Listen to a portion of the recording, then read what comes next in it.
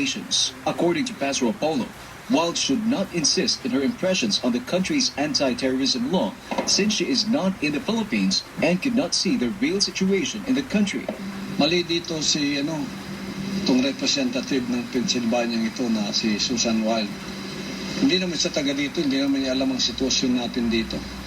Ito ang anti-terrorism law. Hindi naman ito sa mga totoong human rights activists.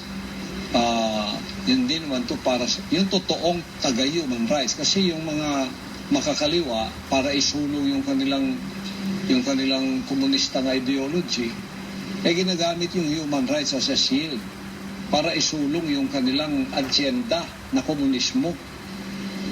Yun ang dapat malaman ni Susan Wild.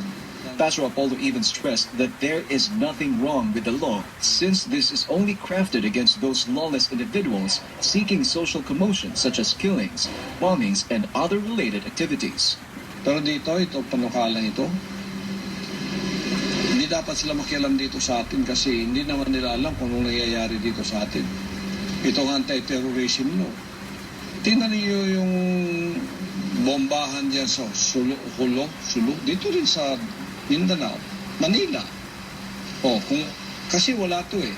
Pero sa ibang bansa, meron na to. May Malaysia, may Singapore, mas stricto pa sa atin. Kaya hindi nagmamarunong yung mga terorista doon. Hindi sila namumugad doon. Hindi sila makapamugad doon kasi meron ganitong ngipin eh. Ang batas eh. Dito namumugad sila kasi wala pa itong anti-terrorism law. The cause of these ruckus, Pastor Apolo reiterated, is that these so-called human rights activists only want to take down the government in a subtle way.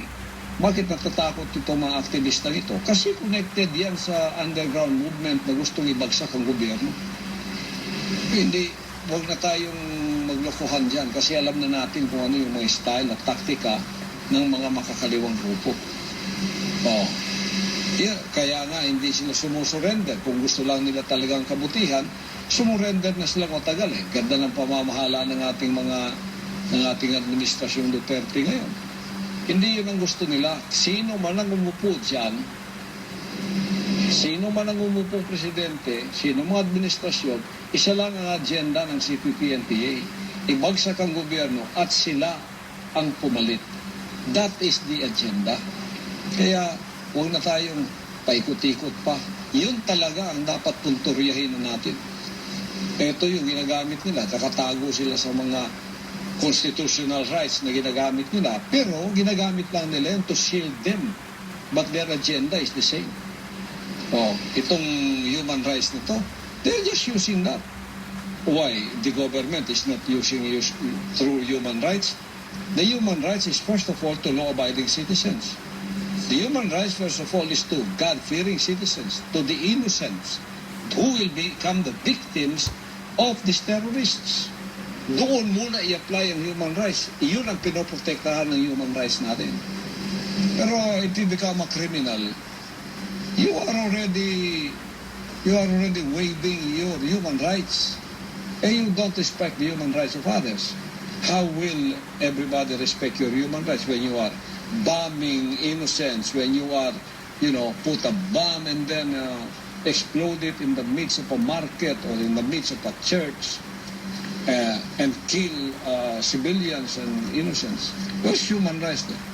Where's the human rights of the soldiers? Where's the human rights of those that have died because they want to succor those that were already damaged by the bomb? Pagpunta ng mga sundalo ron, yun na pumutok na naman. Tinan mo, nagkapira-piraso yung mga sundalo. Saan ang human rights ng mga sundalong yun? Yun ang unahin, yung mga biktima ng terrorism.